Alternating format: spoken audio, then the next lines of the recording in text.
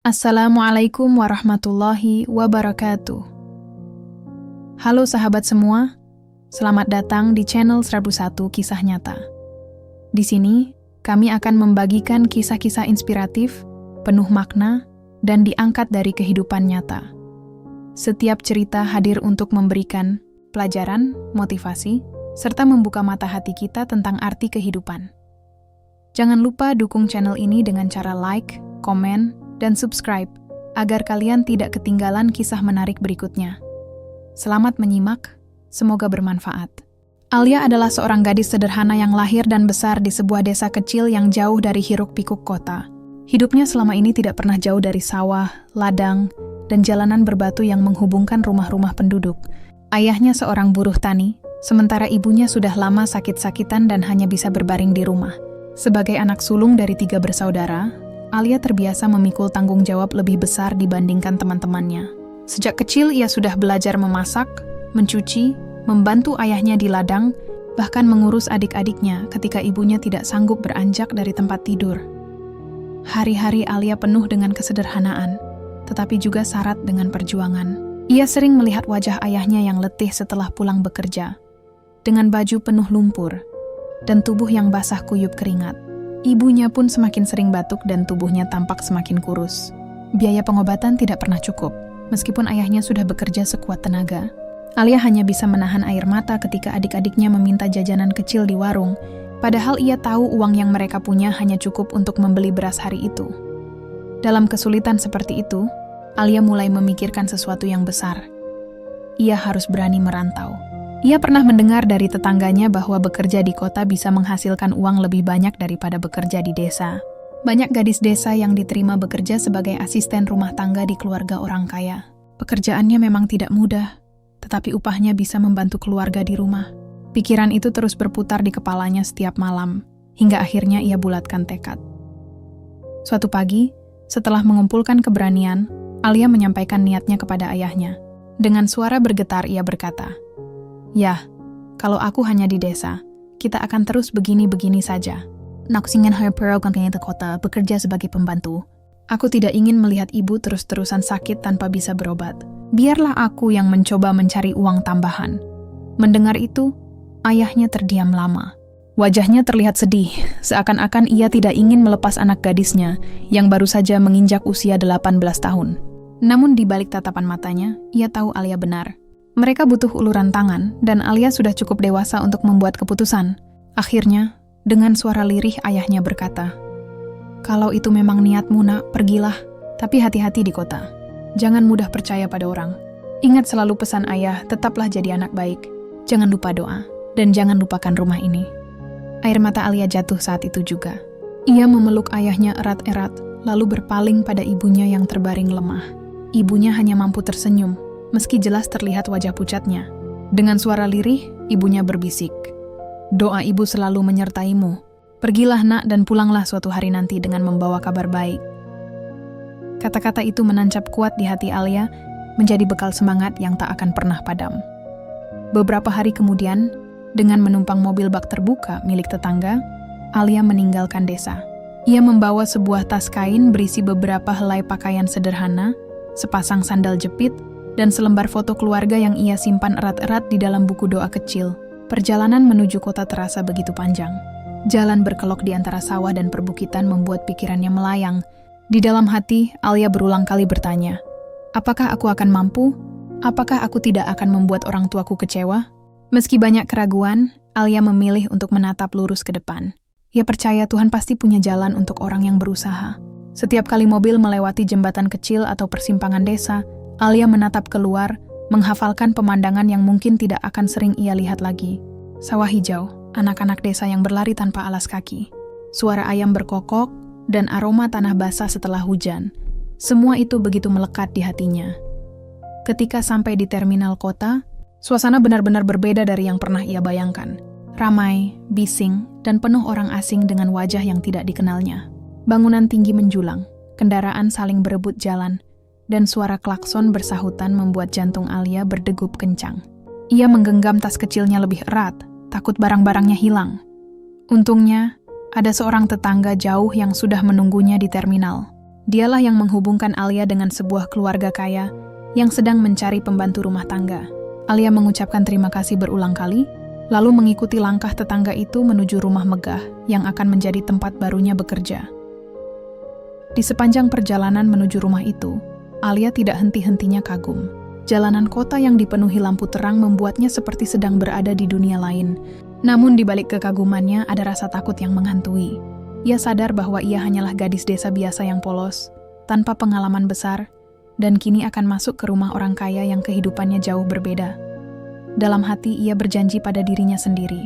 Ia akan bekerja dengan jujur, sabar, dan penuh kesungguhan.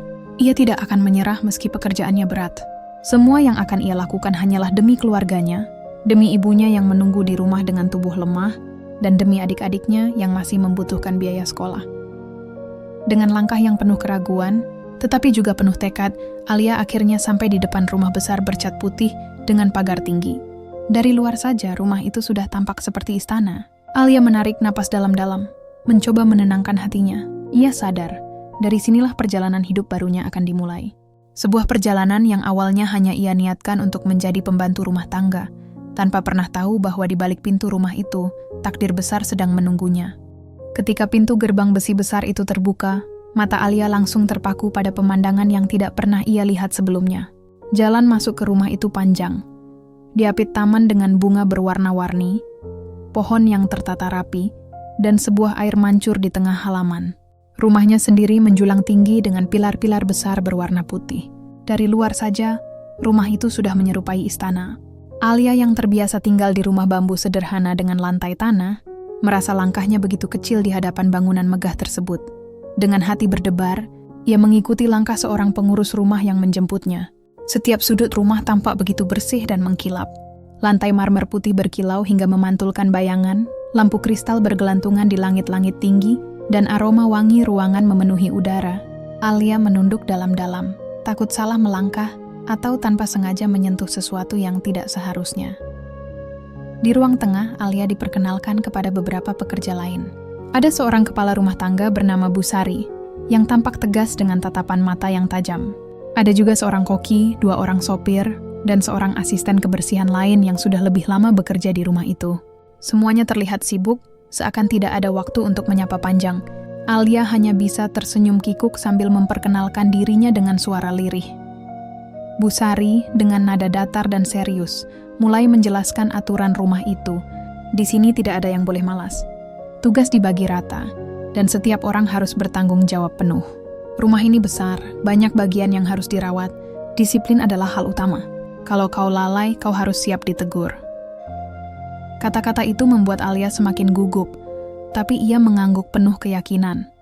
Namun, bukan hanya pekerjaan rumah biasa yang menantinya. Setelah penjelasan panjang, Bu Sari menatap Alia dalam-dalam dan berkata, "Ada satu tugas yang akan menjadi tanggung jawabmu. Tugas ini berat, dan tidak semua orang sanggup. Kau harus merawat Nyonya Besar, ibu dari Tuan Adrian. Beliau sudah lama sakit dan tidak sadarkan diri.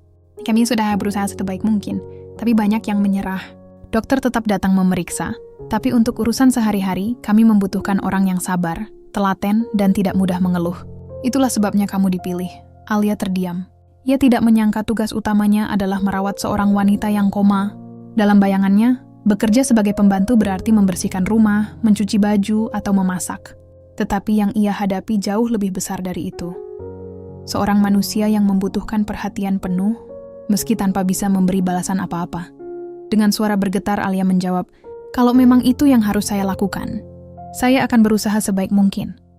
Meski hatinya ragu, ada ketulusan dalam ucapannya. Ia teringat ibunya di rumah, yang juga sering terbaring sakit. Perasaan itu membuatnya sedikit lebih berani. Setelahnya, Alia diajak menuju kamar besar di lantai atas. Pintu kayu berukir dibuka perlahan, dan di dalamnya terlihat ruangan luas dengan tirai panjang menjuntai. Di tengah ruangan, ada sebuah ranjang besar dengan seorang wanita yang terbaring lemah.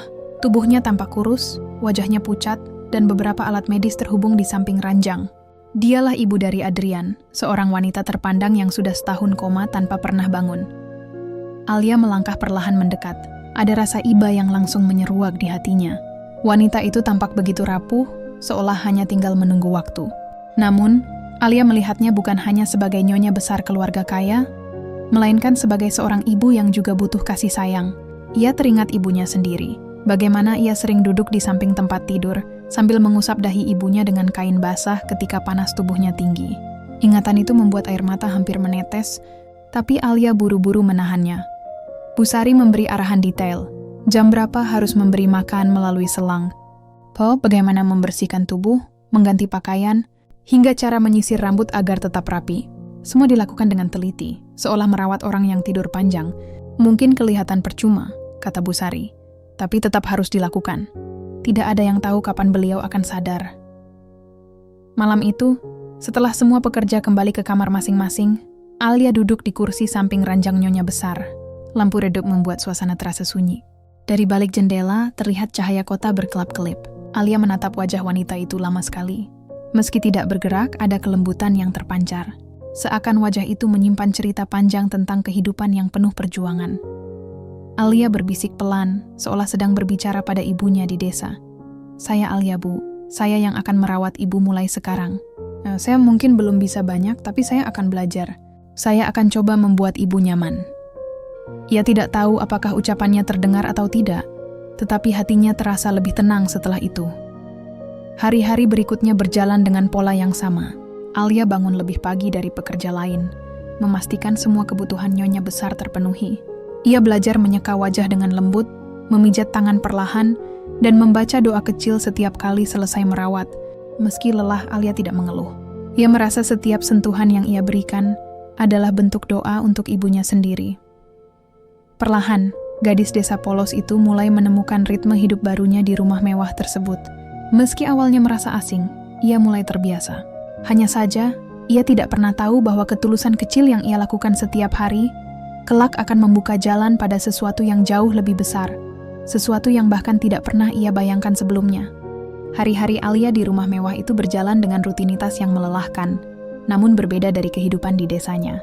Bagi pekerja lain, tugas yang diberikan pada Alia dianggap beban paling berat. Merawat seorang wanita yang sudah setahun koma bukanlah pekerjaan yang mudah. Tidak ada percakapan, tidak ada senyum balasan, hanya tubuh lemah yang terus terbaring di ranjang besar itu. Banyak yang sebelumnya mencoba, tetapi menyerah karena merasa sia-sia. Namun bagi Alia, setiap hari yang ia jalani di sisi nyonya besar justru terasa seperti menjalani panggilan hatinya. Sejak hari pertama, Alia tidak memperlakukan wanita itu sebagai orang asing. Ia memperlakukannya layaknya seorang ibu yang harus dihormati dan dijaga. Setiap pagi, setelah membersihkan diri, Alia akan masuk ke kamar besar itu sambil membawa semangat baru. Ia menyalakan lampu, membuka jendela agar sinar matahari masuk, dan menyapa dengan suara lembut. Selamat pagi, Bu. Hari ini indah sekali. Saya datang untuk menemani Ibu. Tidak ada balasan, hanya keheningan. Namun Alia tetap tersenyum, seolah sapaan itu sampai ke hati wanita yang terbaring. Setelah itu, ia memulai tugasnya. Dengan hati-hati, ia menyeka wajah nyonya besar, menggunakan kain lembut yang dicelup air hangat. Ia menyisir rambut panjang yang mulai beruban, memastikan tidak ada helai kusut. Ia memijat perlahan tangan dan kaki yang mulai kaku karena lama tidak bergerak. Meski hasilnya tidak langsung terlihat, Alia percaya setiap sentuhan yang ia berikan bisa membawa kenyamanan. Yang membedakan Alia dari perawat atau pembantu sebelumnya adalah caranya melibatkan perasaan dalam setiap gerakan. Ia tidak hanya bekerja karena kewajiban, melainkan juga dengan cinta tulus. Kadang ia bercerita sambil membersihkan tubuh nyonya besar, seakan sedang bercakap dengan seorang ibu. Ibu, tadi saya lihat taman rumah ini indah sekali. Bunganya bermekaran. Kalau ibu sadar, pasti ibu juga suka melihatnya, ya? Ucap Alia lirih sambil menatap keluar jendela. Ada kalanya Alia bercerita tentang desanya, tentang ayah yang bekerja keras, tentang adik-adik yang suka bermain di sawah, atau tentang ibunya yang sedang sakit. Ia tahu wanita itu tidak bisa membalas, tetapi ia merasa lebih ringan ketika berbicara. Ia seperti sedang berbagi cerita pada seorang sahabat yang setia mendengarkan tanpa menghakimi. Selain bercerita, Alia juga sering menyanyikan lagu-lagu sederhana. Suaranya memang tidak merdu, tetapi ada ketulusan yang mengalun dari setiap kata. Lagu-lagu itu seringkali adalah lagu pengantar tidur yang dulu ia dengar dari ibunya, atau nyanyian rakyat desa yang penuh makna kehidupan. Nada-nada sederhana itu memenuhi kamar, menghapus kesunyian yang biasanya terasa menekan.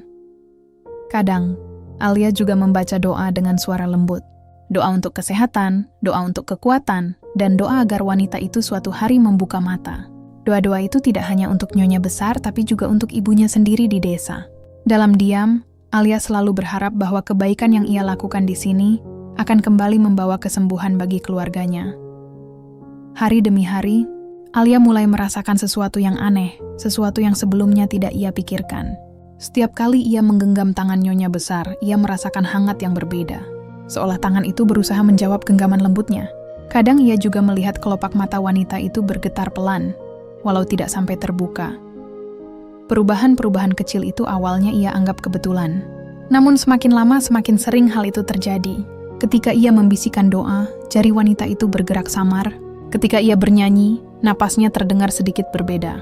Alia tidak berani terlalu berharap, tetapi hatinya penuh keyakinan bahwa wanita itu bisa mendengar. Malam hari, setelah semua pekerja selesai dengan tugasnya, Alia sering kembali duduk di samping ranjang. Ia membawa sebuah buku catatan kecil. Di dalamnya ia menulis hal-hal sederhana, seperti perasaan hari itu, cerita singkat tentang apa yang ia lihat, atau doa-doa yang ingin ia panjatkan. Kadang ia membacakan isi catatan itu di depan nyonya besar. "Ibu, hari ini saya rindu sekali pada rumah. Rindu suara ayam di pagi hari. Rindu tawa adik-adik. Tapi saya juga senang berada di sini, karena bisa merawat ibu. Saya yakin suatu hari nanti, ibu akan mendengar saya. Dan ketika itu terjadi, saya akan jadi orang pertama yang menyambut senyuman ibu." Suara Alia bergetar, tapi ada semangat yang menyala dalam dirinya. Perlahan, kebersamaan itu menciptakan ikatan yang tidak terlihat. Alia yang awalnya hanya seorang pembantu, mulai merasa bahwa ia memiliki hubungan batin dengan wanita yang ia rawat. Ia tidak lagi bekerja semata-mata karena gaji, melainkan karena hati kecilnya mendorong untuk terus ada di sana. Kepala rumah tangga, Bu Sari, beberapa kali memperhatikan Alia. Ia kagum sekaligus heran, karena tidak pernah ada yang setekun itu sebelumnya. "Anak desa ini memang beda," gumamnya suatu hari. Perubahan juga mulai dirasakan oleh dokter yang rutin datang memeriksa. Walau secara medis peluang nyonya besar untuk sadar sangat kecil, dokter terkejut karena kondisi tubuhnya tetap stabil, bahkan cenderung membaik. "Entah apa yang dilakukan anak itu," kata dokter kepada Bu Sari. Tapi pasien terlihat lebih responsif daripada biasanya. Alia tidak terlalu peduli pada ucapan orang. Ia hanya percaya bahwa ketulusan akan selalu sampai, meski kepada seseorang yang tidak bisa membalas.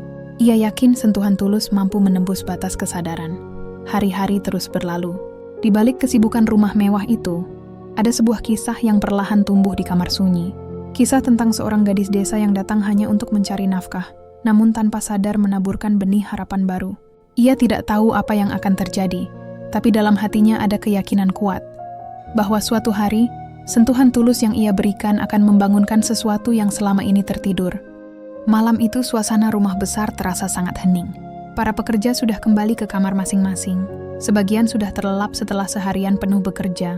Di luar lampu-lampu taman berkelip lembut, sementara suara jangkrik terdengar samar dari kejauhan. Di lantai atas, kamar besar milik Nyonya Adrian dipenuhi cahaya redup lampu tidur. Seperti biasanya, Alia masih duduk di samping ranjang. Tubuhnya lelah setelah seharian penuh bekerja, tetapi hatinya menolak untuk meninggalkan kamar itu terlalu cepat. Ada semacam kewajiban yang ia rasakan, bukan sekadar kewajiban pekerjaan, melainkan dorongan hati yang membuatnya betah berada di sisi wanita yang koma itu. Ia memegang buku catatannya, membaca doa dengan suara lirih, lalu menatap wajah pucat Nyonya besar. Seperti biasa, tidak ada jawaban, hanya detak jarum jam yang menemani. Namun entah mengapa malam itu berbeda.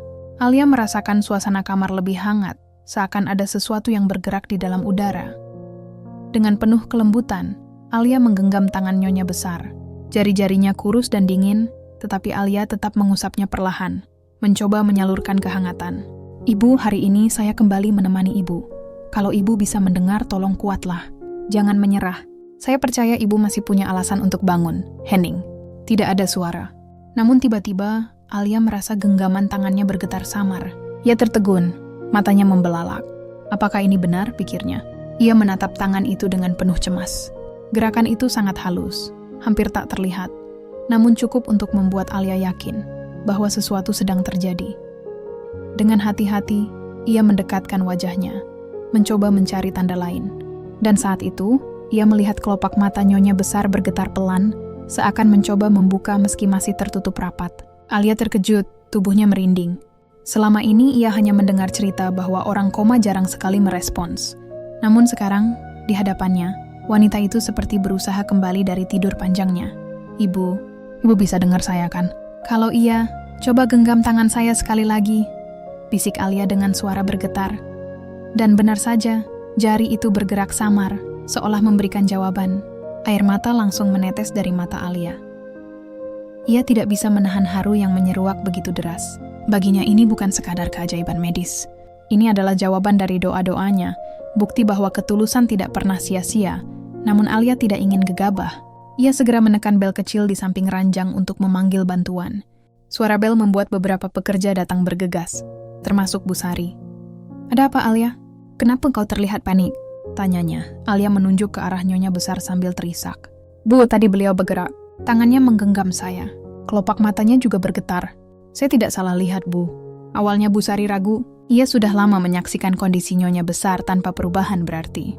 Namun ketika ia mendekat, ia juga melihat gerakan kecil di mata wanita itu. Seketika ia terdiam, lalu bergegas memanggil dokter pribadi keluarga. Tidak lama kemudian dokter datang. Ia memeriksa dengan teliti, memasang stetoskop, mengecek denyut nadi, dan mengamati reaksi tubuh pasien. Ekspresi wajah dokter yang biasanya datar, malam itu berubah penuh keterkejutan. "Luar biasa," katanya pelan. "Ini respons pertama yang nyata setelah sekian lama. Meski belum sepenuhnya sadar, ini pertanda besar." Kabar itu cepat menyebar ke seluruh rumah.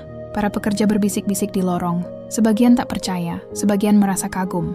Semua bertanya-tanya, apa yang membuat Nyonya Besar tiba-tiba menunjukkan tanda kehidupan setelah setahun lamanya?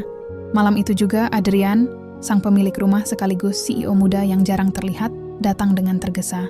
Wajahnya tampak lelah, tetapi ada sinar harapan di matanya.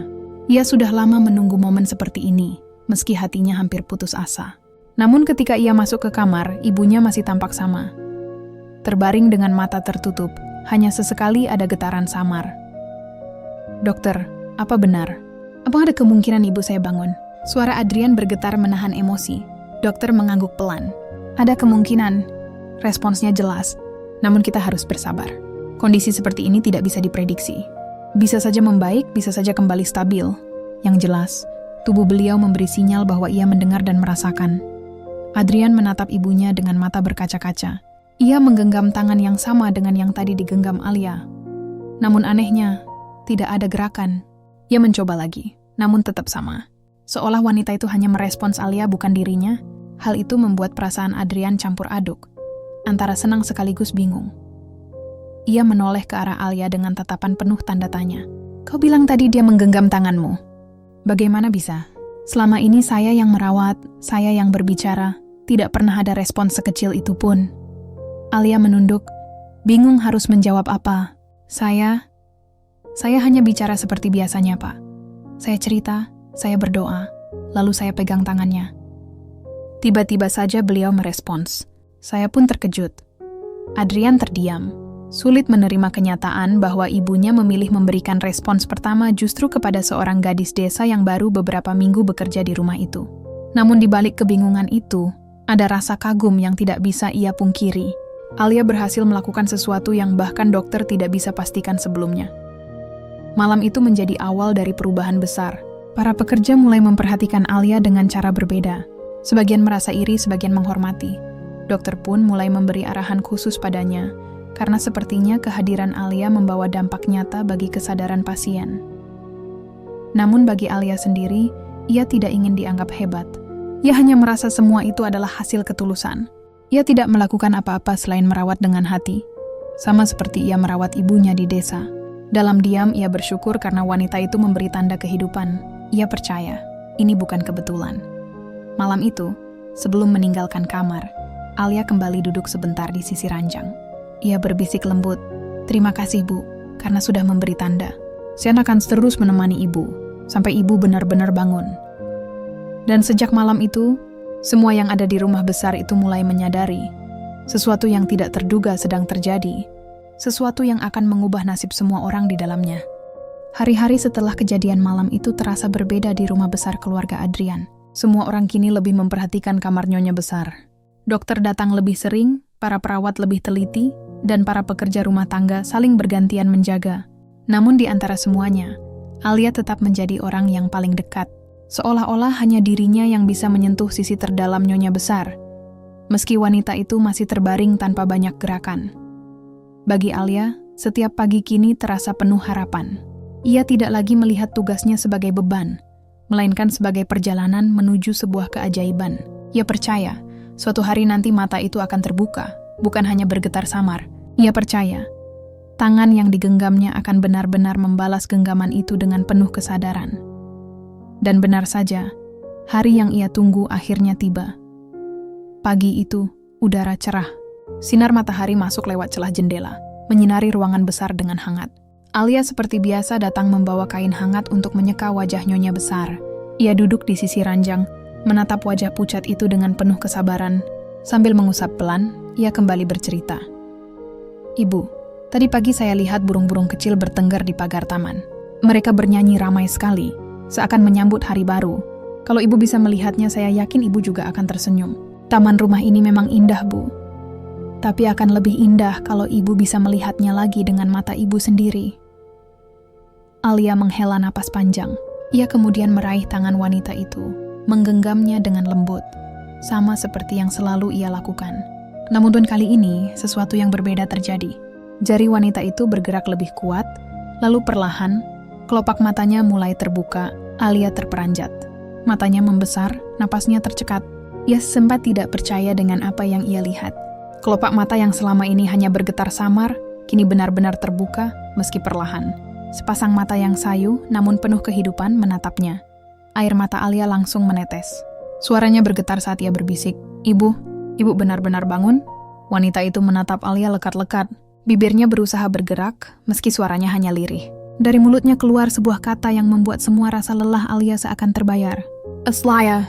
Alia terisah. Ia tidak pernah menyangka bahwa nama yang pertama kali keluar dari mulut Nyonya Besar adalah namanya sendiri.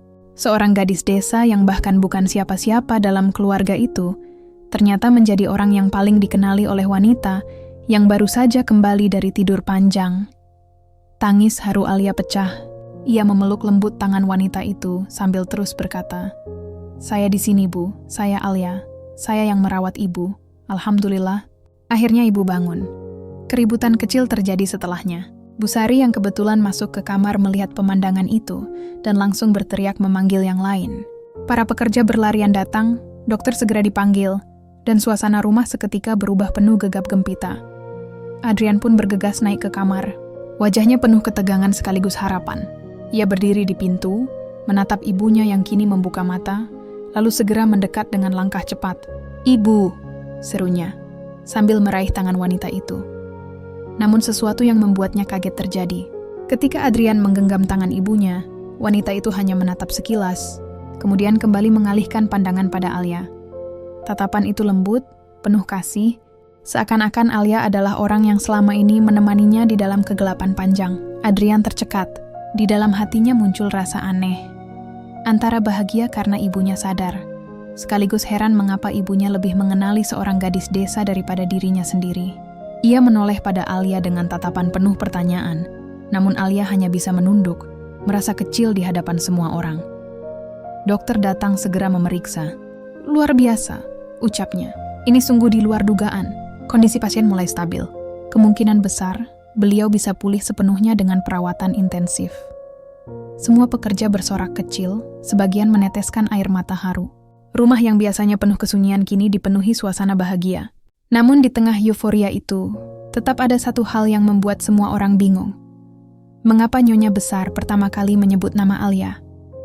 Setelah dokter memastikan keadaan Nyonya Besar aman, semua orang keluar dari kamar untuk memberi ruang. Tinggallah Adrian, Alia, dan ibunya di dalam. Adrian masih duduk di sisi ranjang, memandangi ibunya yang kini berusaha tersenyum lemah.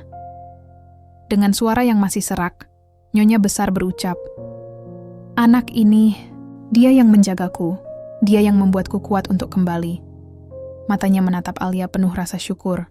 Alia segera menggeleng, menolak disebut berjasa. "Jangan begitu, Bu. Saya hanya melakukan yang saya bisa. Saya mau hanya menemani berdoa dan merawat ibu sebisa saya. Semua ini kuasa Tuhan, bukan karena saya. Namun Nyonya Besar tetap tersenyum. Tidak, Nak. Doa dan ketulusanmu yang membuatku mendengar. Suaramu menuntunku kembali. Kau bukan hanya pembantu, kau adalah penyelamatku. Adrian yang mendengar itu terdiam lama. Kata-kata ibunya membuat hatinya bergetar. Ia menatap Alia dengan cara berbeda. Seorang gadis desa sederhana yang awalnya hanya datang untuk bekerja, ternyata membawa cahaya yang bahkan tidak bisa ia hadirkan sendiri. Alia yang duduk di samping ranjang hanya bisa menunduk. Hatinya campur aduk, antara bahagia, haru, dan bingung dengan perhatian yang begitu besar. Ia tidak pernah membayangkan akan ada momen seperti ini. Yang ia tahu, niatnya merantau hanyalah untuk mencari nafkah, bukan untuk menjadi bagian penting dalam hidup keluarga besar ini. Hari itu menjadi awal dari hubungan yang berbeda. Nyonya Besar yang baru saja sadar, kini menaruh kasih sayang yang begitu besar kepada Alia. Adrian yang awalnya dingin, mulai membuka mata pada ketulusan gadis itu. Dan Alia sendiri, meski masih merasa dirinya kecil, mulai menyadari bahwa takdir sedang menuntunnya ke jalan yang tidak pernah ia bayangkan sebelumnya. Hari-hari setelah Nyonya Besar terbangun dari koma terasa seperti mimpi bagi seluruh penghuni rumah besar itu. Suasana yang sebelumnya muram dan penuh rasa duka perlahan berubah menjadi penuh semangat, harapan, serta kegembiraan. Setiap sudut rumah kini kembali hidup. Para pekerja tersenyum saat bekerja. Langkah-langkah mereka lebih ringan. Dan bahkan bunga-bunga di taman seakan ikut merekah lebih indah dari sebelumnya. Semua itu berawal dari sebuah keajaiban yang tak pernah mereka sangka. Namun bagi Alia, semua yang terjadi masih terasa seperti mimpi panjang. Ia sering bertanya-tanya pada dirinya sendiri. Benarkah ini nyata? Benarkah saya, seorang gadis desa yang hanya berniat menjadi pembantu, bisa melihat dan mengalami semua ini? Meski begitu, Alia tetap menjalani hari dengan rendah hati. Ia tetap bekerja seperti biasa. Menyapu halaman, menyiapkan kebutuhan kamar, membantu memasak di dapur, serta tetap menemani Nyonya Besar ketika dibutuhkan. Tidak sekalipun ia menganggap dirinya istimewa, meskipun semua orang di rumah itu sudah memandangnya dengan kagum. Hari itu, suasana rumah lebih ramai dari biasanya. Adrian mengundang beberapa kerabat dekat dan dokter keluarga untuk memberi kabar bahagia bahwa ibunya telah sadar setelah tidur panjang selama setahun. Semua tamu yang datang tak henti-hentinya memuji keajaiban itu. Sebagian bahkan menangis haru saat melihat Nyonya Besar yang kini bisa tersenyum lemah, meski tubuhnya masih belum sepenuhnya kuat. Di antara keramaian itu, nama Alia kembali disebut berkali-kali. Para pekerja bercerita tentang bagaimana gadis itu setiap malam berbicara pada Nyonya Besar, menggenggam tangannya, dan berdoa tanpa lelah. Beberapa tamu keluarga pun menoleh padanya, memberikan senyum penuh apresiasi. Alia hanya menunduk, wajahnya memerah karena malu. Ia tidak terbiasa menjadi pusat perhatian. Sore harinya, setelah para tamu pulang dan suasana rumah kembali tenang, Adrian memanggil Alia ke ruang kerja. Ruangan itu luas, dindingnya dipenuhi rak buku, dan meja kayu besar berdiri kokoh di tengahnya. Cahaya matahari senja menembus jendela besar, memberi nuansa hangat yang menenangkan. Alia melangkah pelan masuk, jantungnya berdebar. Ia tidak tahu mengapa Adrian memanggilnya secara khusus. Selama ini, meski sikap Adrian mulai melunak sejak ibunya sadar, tetap saja ada jarak yang terasa. Baginya, Adrian masihlah seorang majikan yang penuh wibawa, sedangkan dirinya hanya seorang gadis desa sederhana. Adrian menatapnya dengan tatapan serius, lalu mempersilakan Alia duduk. Suasana hening sejenak sebelum akhirnya ia berbicara. "Alia," ucapnya dengan nada tenang. "Saya tidak tahu bagaimana harus berterima kasih padamu. Apa yang kau lakukan pada ibu saya bukan hal kecil. Kau bukan hanya merawat, tapi juga menghadirkan keajaiban. Jujur saja, saya sendiri hampir kehilangan harapan. Namun kau tetap percaya, kau tetap menemani, hingga akhirnya ibu membuka matanya." Alia buru-buru menggeleng. "Tuan, jangan bicara begitu. Saya hanya melakukan apa yang sudah menjadi kewajiban saya sebagai pekerja. Saya hanya ingin melakukan yang terbaik. Semua yang terjadi adalah kuasa Tuhan, bukan karena saya." Adrian tersenyum tipis, tatapannya tajam namun lembut. "Kau terlalu merendah, Alia. Kalau hanya soal kewajiban, mungkin kau tidak akan sekuat itu bertahan. Kau bisa saja berhenti ketika lelah, atau memilih untuk tidak peduli. Tapi kenyataannya, kau memberikan sesuatu yang tidak dimiliki semua orang, ketulusan. Dan karena itu, aku merasa tidak cukup hanya dengan ucapan terima kasih." Alia terdiam. Hatinya mulai merasa tidak enak. Ia tidak pernah mengharapkan balasan apapun. Baginya, bisa melihat Nyonya Besar sadar saja sudah merupakan kebahagiaan yang tak ternilai. Adrian lalu membuka sebuah map coklat dari laci meja. Ia mengeluarkan beberapa dokumen dan sebuah amplop tebal, lalu mendorongnya ke arah Alia. Ini adalah bentuk terima kasih saya. Di dalam amplop ini ada sejumlah uang. Dan dokumen ini adalah surat rekomendasi resmi. Jika suatu saat kau ingin melanjutkan pendidikanmu atau mencari pekerjaan lain, surat ini akan membantumu. Mata Alia membesar. Ia buru-buru menggeleng kuat. Tuhan, saya tidak bisa menerima ini. Saya benar-benar tidak bisa. Saya bekerja di sini karena kebutuhan, bukan karena ingin mendapatkan hadiah sebesar ini. Saya mohon jangan bebani saya dengan balasan seperti ini. Saya hanya ingin terus bekerja dengan jujur. Adrian menatapnya lama. Tatapannya sulit ditebak, antara kagum dan heran pada keteguhan hati Alia. Jadi kau benar-benar menolak? Tanyanya pelan. Alia menunduk, menggenggam tangannya erat di pangkuan. Saya menolak bukan karena saya tidak butuh, Tuan. Tapi karena saya takut hati saya menjadi salah niat. Dari awal saya kesini hanya ingin mencari nafkah dengan cara yang halal. Kalau saya menerima ini, saya takut orang berpikir saya memanfaatkan keadaan. Saya tidak ingin ada prasangka seperti itu. Biarlah saya tetap bekerja. Biarlah balasan saya hanya melihat ibu bisa tersenyum lagi. Kata-kata itu membuat ruangan kembali hening. Adrian terdiam cukup lama, seolah sedang menimbang sesuatu. Pada akhirnya, ia menarik kembali amplop itu dan menyimpannya. Namun sebelum menutup map, ia menatap Alia dengan penuh ketegasan. Kalau begitu, Alia, mulai sekarang jangan pernah merasa dirimu hanya seorang pembantu. Kau sudah menjadi bagian dari keluarga ini, entah kau percaya atau tidak. Ibu saya bangun dan menyebut namamu. Itu bukan kebetulan. Ada alasan mengapa Tuhan menghadirkanmu di rumah ini. Alia terperanjat mendengar ucapan itu. Hatinya bergetar, matanya berkaca-kaca. Ia tidak tahu harus menjawab apa. Yang bisa ia lakukan hanya menunduk dalam-dalam, berusaha menahan air mata yang hampir jatuh. Setelah itu, Adrian berdiri, menepuk pundaknya pelan. Teruslah menjadi dirimu sendiri, Alia. Keikhlasanmu adalah hal yang paling berharga. Dan percayalah, balasan yang sesungguhnya akan datang dengan cara yang lebih indah dari yang kau bayangkan. Alia keluar dari ruang kerja dengan langkah gontai. Hatinya penuh rasa campur aduk. Ia bingung, terharu, sekaligus takut. Namun satu hal yang ia tahu, ia tidak menyesal telah memilih untuk merantau dan bekerja di rumah itu. Jalan yang awalnya hanya niat sederhana kini, berubah menjadi jalan yang penuh makna, bahkan lebih besar daripada yang pernah ia bayangkan. Hari itu, balasan tak terduga benar-benar ia terima. Bukan berupa uang atau harta, melainkan sebuah penghargaan, sebuah tempat di hati keluarga besar itu, dan sebuah rasa hormat yang tidak ternilai. Hari-hari terus bergulir setelah kejadian yang mengubah segalanya. Nyonya besar perlahan menunjukkan kemajuan yang luar biasa.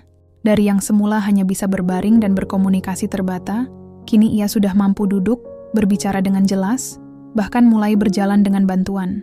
Setiap langkah kecil yang ia lakukan disambut dengan senyum dan tepuk tangan, penuh harapan dari semua orang di rumah itu. Alia tetap menjadi orang yang paling setia mendampingi. Ia tidak hanya merawat, tapi juga menjadi pendengar, penghibur, bahkan sahabat bagi nyonya besar. Ada ikatan batin yang terbentuk, yang sulit dijelaskan dengan kata-kata. Seolah-olah keduanya sudah lama saling mengenal, padahal kenyataannya mereka dipertemukan oleh takdir yang tidak pernah direncanakan. Di sisi lain, Adrian pun berubah. Pria yang dulunya keras, dingin, dan cenderung menjaga jarak kini mulai membuka hati. Tatapannya kepada Alia tidak lagi hanya sebatas tatapan majikan kepada pekerja, tetapi tatapan seseorang yang belajar menghargai, bahkan diam-diam mengagumi.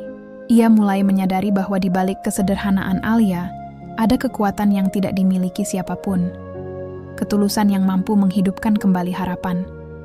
Namun perubahan besar itu tidak datang tanpa tantangan. Beberapa kerabat keluarga besar mulai berbisik-bisik. Mereka merasa heran sekaligus terganggu dengan keberadaan Alia yang semakin dianggap penting. Ada yang berkomentar sinis, ada yang diam-diam iri. Bagaimana bisa seorang gadis desa yang awalnya hanya pembantu mendapat tempat begitu dekat dengan nyonya besar? Begitu kira-kira isi bisikan yang sering terdengar, Alia sendiri menyadari hal itu.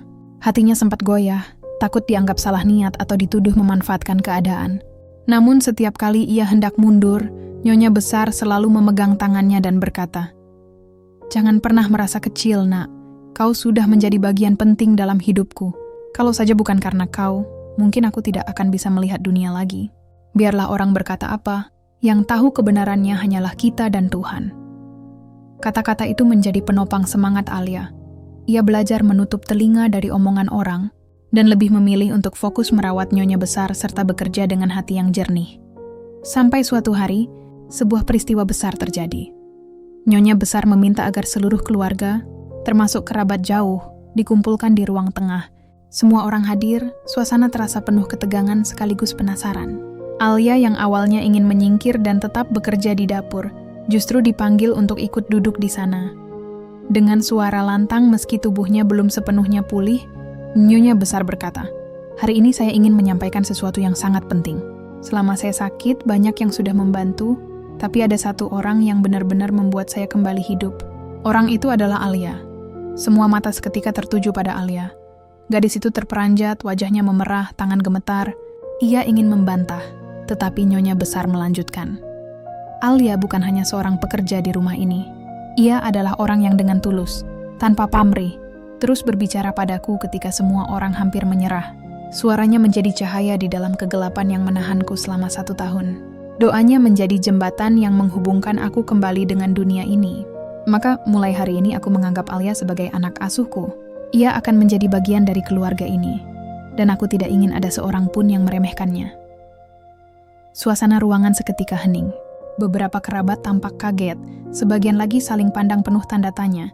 Namun tatapan nyonya besar penuh ketegasan, tidak memberi ruang bagi siapapun untuk membantah. Alia yang duduk di sampingnya menitikkan air mata. Suaranya bergetar saat berkata, "Bu, saya tidak pantas mendapatkan kehormatan sebesar ini. Saya hanya seorang gadis desa. Saya tidak layak disamakan dengan keluarga besar ini." Namun nyonya besar menggenggam tangannya erat. "Kau pantas, Alia. Justru karena kesederhanaan dan ketulusanmu lah, kau pantas." Darah dan harta tidak selalu menentukan siapa keluarga. Kadang keluarga hadir dari ikatan hati. Air mata Alia jatuh semakin deras. Hatinya penuh rasa haru. Sekaligus bingung, bagaimana harus membalas kebaikan itu. Adrian yang sejak tadi diam, akhirnya angkat bicara. Tatapannya lurus pada Alia. "Aku mendukung keputusan ibu. Alia memang berbeda. Keberadaannya membawa kehidupan baru, bukan hanya untuk ibu, tapi juga untukku. Dan aku janji, mulai sekarang aku juga akan menjaga serta menghargaimu." Kalimat itu membuat dada Alia semakin sesak oleh rasa syukur. Ia tidak pernah membayangkan akan berada di posisi ini. Dulu ia hanya seorang gadis desa yang berjalan jauh, meninggalkan sawah dan gubuk kecil, dengan tujuan sederhana, mencari pekerjaan untuk membantu keluarganya. Tidak pernah terlintas sedikit pun bahwa perjalanannya akan berakhir dengan menerima tempat di hati sebuah keluarga besar yang terpandang. Hari itu menjadi titik balik. Bukan lagi tentang status pembantu, bukan tentang balasan materi, melainkan tentang bagaimana ketulusan mampu menembus batas-batas yang diciptakan manusia. Alia belajar bahwa niat baik, meski sekecil apapun, bisa membuka jalan menuju hal-hal besar yang tak pernah ia bayangkan. Waktu berjalan, nyonya besar terus pulih dengan cepat. Rumah itu kini penuh canda, penuh doa, dan penuh rasa syukur. Alia tidak lagi dipandang rendah, melainkan disambut sebagai bagian yang tak tergantikan. Ia bukan hanya pengisi ruang, melainkan pengisi hati. Dan dalam diam, Adrian yang kini lebih lembut, mulai menunjukkan perhatian lebih. Senyumnya lebih sering, ucapannya lebih hangat, dan setiap kali ia menyebut nama Alia, ada nada berbeda yang membuat gadis desa itu merasakan sesuatu yang tak pernah ia pahami sebelumnya. Akhirnya, cerita yang dimulai dari niat sederhana untuk menjadi pembantu berakhir dengan sebuah awal baru yang tak terduga. Alia tidak hanya berhasil mendapatkan pekerjaan, tapi juga menemukan keluarga, penghargaan, dan cinta yang tulus. Bagi Alia, semua ini adalah jawaban dari doa-doa panjangnya. Dan bagi keluarga besar itu, Alia adalah bukti nyata bahwa keajaiban selalu datang melalui tangan orang-orang yang berhati murni.